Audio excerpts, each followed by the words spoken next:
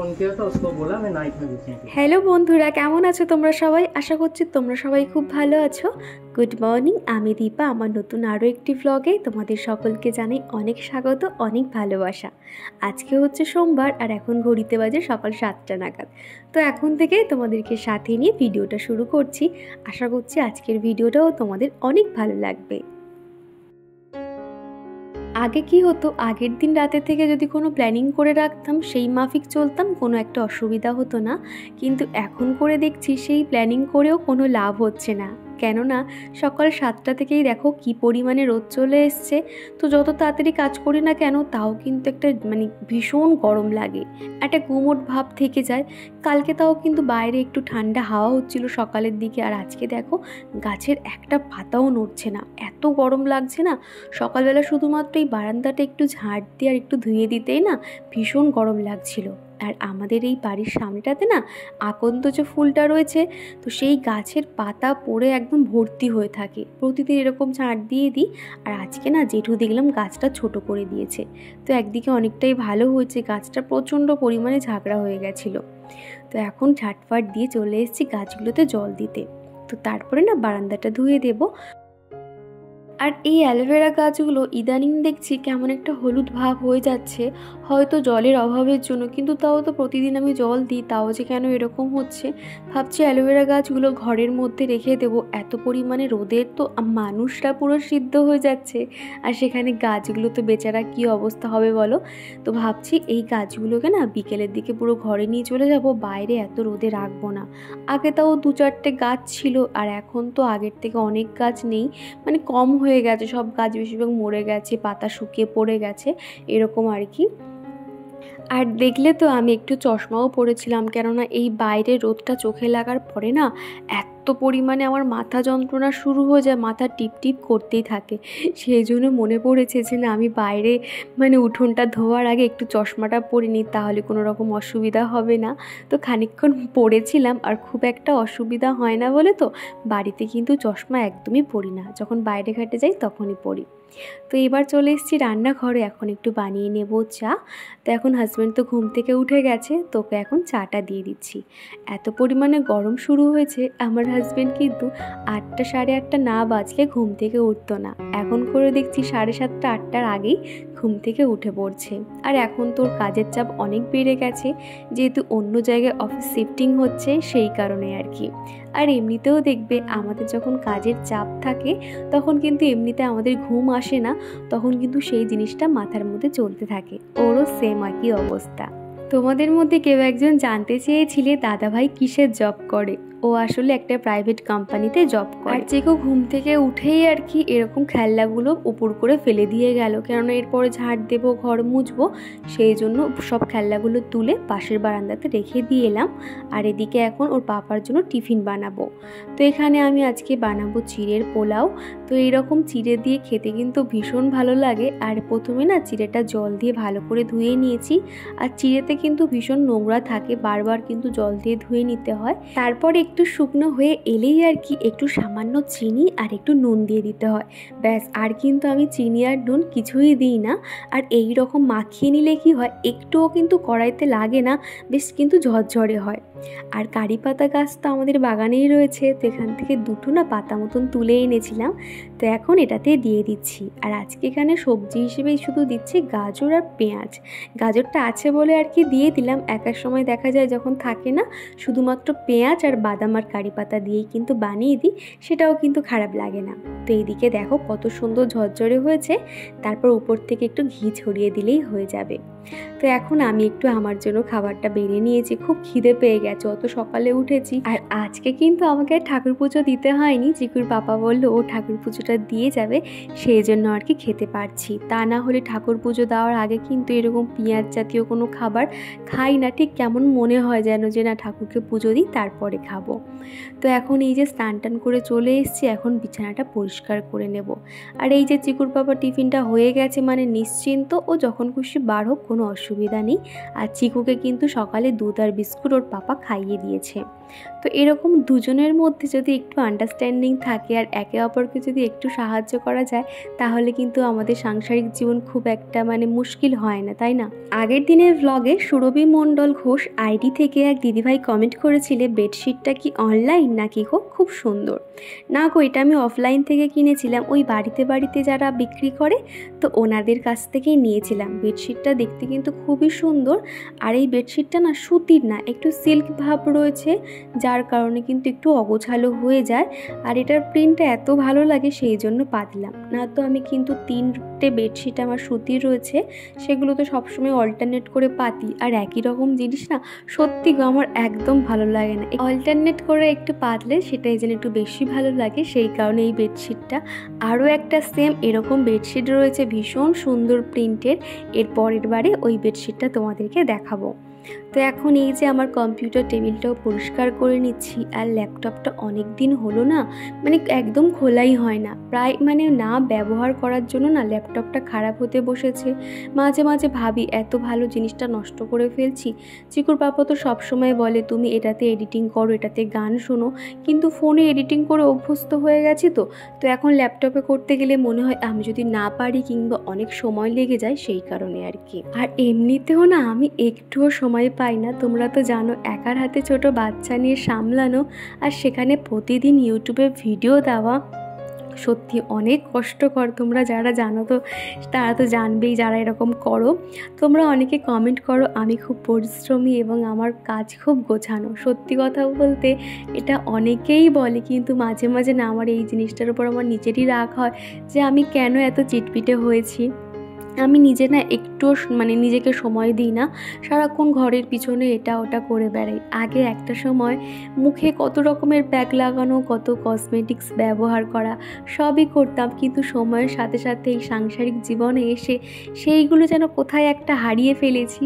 এখন এই যে সংসারটা কিভাবে সাজাবো, ঘরবাড়ি কিভাবে সাজাবো, এটাই যেন একটা মাথার মধ্যে ঘোরে, জানো তো। এখন অনলাইনে আর ড্রেস দেখি না, এখন অনলাইনে ওই যে রান্নাঘরের জিনিসপত্র এবং এই যে ঘরের কার্টেনগুলো বলো বা পাপোশগুলো, এই সমস্ত জিনিস দেখতে না ভীষণ ভালো লাগে।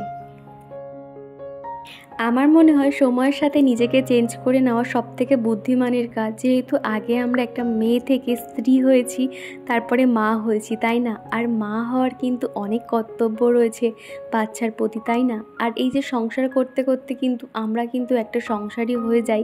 আর এই জিনিসটা নিয়ে কখনোই কিন্তু আমাদের মন খারাপ করা উচিত নয় যে হ্যাঁ আগে আমি এরকম দেখতে ছিলাম এবং আগে আমি এই কাজগুলো করতাম।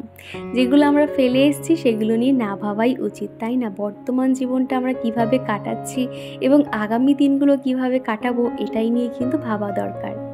আর এদিকে দেখো তোমাদের সাথে কথা বলতে বলতে একদম কিন্তু আমার ডাস্টিং ক্লিনিংয়ের কাজ করে ফেলেছি। প্রতিদিন যেহেতু আধ ঘন্টা সময় হাতে নিয়ে এইভাবে প্রত্যেকটা কাজ করে নিই বলে খুব একটা কিন্তু সময় লাগলো না। আর প্রতিদিন পরিষ্কার করার ফলে খুব একটা ধুলোবালিও নেই যে অনেক ঘষাঘষি করতে হচ্ছে, তাও কিন্তু না। শুধুমাত্র কলিন দিয়ে কাঁচটা মুছতে হয়, কেননা চিকুর পাপা স্নান করে এসে ওই যে ভেজা চুলটা না পুরো একদম আয়নার সামনে গিয়ে যখন আঁচড়ায়, এমন একটা দাগ স্পট পড়ে থাকে না, দেখতে খুব বাজে লাগে। সেইগুলো একটুখানি আমাকে কলিন দিয়ে পরিষ্কার করে নিতে হয়। তারপরে এই এখন দুটো ঘর বারান্দা সমস্তটা ঝাড় দিয়ে নেব, তারপরে বেলার দিকে মুছে নেব। সকালবেলা এরকম ঝাড়টা না দিলে তো বেলার দিকে আর ওই যে একসঙ্গে ঝাড় দেওয়া মোছা, এই দুটো একসঙ্গে এনার্জি হয় না। তো এরপরে তো রান্না বসাতে হবে, চিকুর খাওয়াতে হবে, সেই জন্য ভাবলাম একটু পরেই ঘরটা মুছে নেব। তো এখন চলে এসেছি রান্না করতে। আজকে পুরো সাদামাটা রান্না করব। আর আমাদের জন্য রান্না করছি এখন বোয়াল মাছের ঝাল। বোয়াল মাছ কিন্তু ভীষণ টেস্টি, আর আমাদের চিকু বোয়াল মাছ খেতে খুব পছন্দ করে। তো ওকে এই মাছের ঝাল থেকে একটা মাছ দিয়ে দেব, আর এমনি ওর জন্য হালকা পাতলাই রান্না করছি। যে পরিমাণে গরম পড়ছে দেখো, বাচ্চারা তো বলতে পারে না যে ওদের শরীরে পার্টিকুলার কি সমস্যা হচ্ছে, কিন্তু বড়রা তো বলতে পারে। সেই জন্য ওর খাবার কিন্তু আমি খুব মেনটেন করে খাওয়াচ্ছি, যাতে ওর কোনো রকম অসুবিধা হয় না। আগের ব্লগে সিথি বনু কমেন্ট করেছিলে দিদিভাই যে খাবারগুলো একটু চিবিয়ে খেতে হয়, আমার ছেলে তা খেতে চায় না, মুখে দিলে বমি করে ফেলে দেয়। যেমন ধরো মাছ মাংস ভাত, এগুলো অনেক মেখে নরম করে দিতে হয়। এগুলো আমি ওকে কিভাবে খাওয়াতে পারি একটু যদি ধারণা দিতে। তার আগে বলে নিই, এখানে চিকুকে খাবার দিয়েছি পাতলা করে মসুর ডাল আর আলু সিদ্ধ, ডিম ভাজাটা এখানে কিন্তু 4 ভাগের 1 ভাগ রোল করে দিয়েছি, আর এখানে স্যালাড হিসেবে রয়েছে গাজর আর শসা। তো ভাত খাওয়ানোর 5-10 মিনিট বাদেই তারপরে কিন্তু 1 গ্লাস জল সম্পূর্ণটা ওকে খাওয়া। জানো তো সিথি, আমার ছেলে কিন্তু আগেও এরকম খাবার মুখের মধ্যে রেখে দিত, কিন্তু এখন করে রাখে না।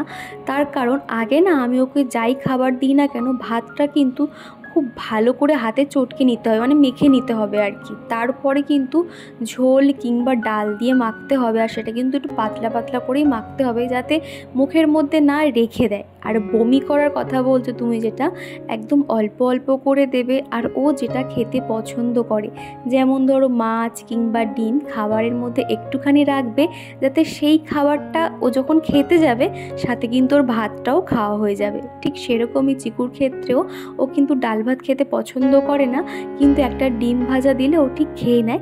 তো যাই হোক, এদিকে কিন্তু দুটো ঘর, ডাইনিং রুম, বারান্দা সমস্ত জায়গা কিন্তু খুব ভালো করে মুছে নিয়েছি। তারপরে পাপোশগুলো যেটা যেখানে থাকে সেটা সেখানে রেখে দিলাম। তো দেখো ঘরবাড়ি কত সুন্দর পরিষ্কার করে নিয়েছি, সাথে সাথে কিন্তু দরজা জানালাগুলো বন্ধ করে দেব। তা না হলে এই যে এত পরিমাণে 10 চাকা যে লরিগুলো হয় সমানে যাচ্ছে, আর পুরো ধুলো, যেন মনে হচ্ছে যে লু বইছে বাড়ির সামনে। ওই জন্য দরজা জানালা তো একদমই খুলি না, তাও কিন্তু ধুলো কি আর আটকানো যায়, সে ঠিকই কিন্তু ঢুকে পড়ে। তো তারপরে কয়েকটা বোতল খালি হয়ে গেছিলো, রান্নাতে ব্যবহার করেছিলাম জলগুলো, তো এখন সেই বোতলগুলো ভরে জায়গায় রেখে দিলাম। তারপর সেলফ কাউন্টার, গ্যাস এবং সিঙ্ক এরিয়া সুন্দর করে মুছে নিয়েছি। রান্নার শেষে কিন্তু রান্নাঘরটা এরকম পরিষ্কার পরিচ্ছন্ন করে নিতে হয়, তা না হলে যদি ভাবি যে হ্যাঁ একটু পরে করব, এখন করছি তখন করছি, তাহলে কিন্তু অনেকটাই দেরি হয়ে যায়। তো দেখো রান্নাঘরটাও সুন্দর করে মুছে নিয়েছি, আর সাথে এই বারান্দাটাও কিন্তু ঝাড় দিয়ে দিচ্ছি। এটা হলো কমন বারান্দা, উপরে যারা জেঠিমারা আছে ওনারাও কিন্তু যাতায়াত করে, কিন্তু কখনো না কোনো ঝাড় দেওয়া কিংবা ধুয়ে দেওয়া কখনো তো করেই না, উল্টে বরঞ্চ নোংরা করে রেখে দেয়। তো এখন করে যেহেতু চিকু এখানে আসে, ওই জন্য কিন্তু আমাকে ঝাড় দেওয়া কিংবা ধোয়া মোছা করতেই হয়। আর তারপরে না পুরো গলাটা শুকিয়ে গেছে, পুরো না মানে গলাটা যেন সমানে শুকিয়ে যাচ্ছে, একটু একটু করে জল খাচ্ছে আর একটু একটু করে কাজ করছি। তারপর না বেলার দিকে তো দেখবে ট্যাঙ্কের জল পুরো গরম হয়ে থাকে, হাতে পড়লে যেন ফোসকা পড়ছে। সেই জন্য কী করছি যেন, এই বেলার দিকে বেডশিটটা ভিজিয়ে দিচ্ছি। তো এটা সন্ধ্যের দিকে কেচে দেবো। আগে কি করতাম, যখন বেডশিট ভেজাতাম কিংবা মশারি ভেজাতাম, জল গরম করে ভিজিয়ে রাখতাম। আর এখন যে পরিমাণে জল গরম হচ্ছে, সেই জন্য আর গ্যাস খরচ করে না আর জল গরম করছি না, একটু গ্যাসটাকে সাশ্রয় করছি। আর এদিকে জল গরম তো হয়েই আছে, তো তার মধ্যে এখন বেডশিটগুলো দিয়ে ভিজিয়ে রাখলাম। তো এখন একটু খাওয়া দাওয়া করে নিচ্ছি, তারপরে বাদবাকি কাজ করব। ভীষণ পরিমাণে খিদে পেয়ে গেছে। তো খেতে খেতে চলো তোমাদের কয়েকটা কমেন্টের উত্তর দেওয়া যাক। তো প্রথমেই কমেন্ট করেছিল সিথি, সুদীপা সাও, মধু, সুপর্ণা দে, আর যে জুহি, উর্মিকাস ওয়ার্ল্ড, বাংলাদেশি ব্লগার তুলি, তারপরে রয়েছে ডে উইথ ডলি, সুরভি মণ্ডল ঘোষ। খুব ভালো লাগলো তোমার ব্লগটা, অনেক অনেক ভালোবাসা ফ্রম আসাম, গুয়াহাটি। অসংখ্য ধন্যবাদ, এত দূর থেকে যে আমার ভিডিও তুমি দেখো, আমার ভিডিও তোমার ভালো লাগে, অসংখ্য ধন্যবাদ দিদিভাই। তারপরে রয়েছে স্নেহা ব্লগ, অঙ্কিতার রান্নাঘর থেকে এক মিষ্টি বনু আমাকে প্রতিদিন সুন্দর সুন্দর কমেন্ট করে, তো সেই লিখেছে তুমি আমার ইন্সপিরেশন দিদিভাই, অসংখ্য ধন্যবাদ বনু। তারপরে রয়েছে একটা কোনো আইডি নেই, তুমি খুব পরিশ্রমী, তোমার হাজব্যান্ড কি কাজ করেন? তো আমি তো এটা আগে বলে দিয়েছি, তার জন্য কুকিং। তো দিদিভাই বোনেরা তোমাদেরকে অসংখ্য ধন্যবাদ, এইভাবেই আমার সবসময় পাশে থেকে যেও। তোমাদের এক একটা কমেন্ট পড়তে আমার ভীষণ ভালো লাগে এবং আমি অনেক ইন্সপায়ার হই। তো এদিকে তো অনেক কাজকর্ম হয়ে গেছে, আর এখন এই বিকেলবেলা। তো আমাদের বাড়ি থেকে বেশ খানিকটা দূরে আর কি, তো একটা ওখানে ছোট বাচ্চা থাকে, তো সেই আর কি আমাদের বাড়িতে এসেছিল। তো তাকে পেয়ে যে আমাদের চিকু কী আনন্দ করেছে, মানে কি বলবো। তো সেখানে দাদাটা ছিল বলে না আমি ভিডিও করতে একটু লজ্জাই পাচ্ছিলাম, তো ভিডিও করা হয়নি, একটুখানি ক্লিপ তোমাদেরকে যা দেখালাম। তো এই আর কি, তো চিকু ভীষণ আনন্দ করেছে। তারপরে 8টা নাগাদ চিকুর পাপা চলে এসছে, আর এই গরম থেকে মুক্তি পাওয়ার জন্য একটা জিনিস এনেছে, কি জানো তো, হাই স্পিড ফ্যান। এত সুন্দর হাওয়া হচ্ছে না, কি বলবো, এত পরিমাণে গরম শুরু হয়েছে। আগের দিন রাতে আর কি 2:30-3টের সময় ওর পাপা অর্ডার করেছে, আর আজকেই চলে এসছে। পাখাটা ভীষণ সুন্দর দেখতে, দেখো ঘরের লুকসটা কিন্তু চেঞ্জ করে দিয়েছে। তো পাখাটা তো ভীষণ ভালো লেগেছে আমার, তোমাদের কেমন লাগলো অবশ্যই কমেন্ট করে জানিও। তো চলো টাটা।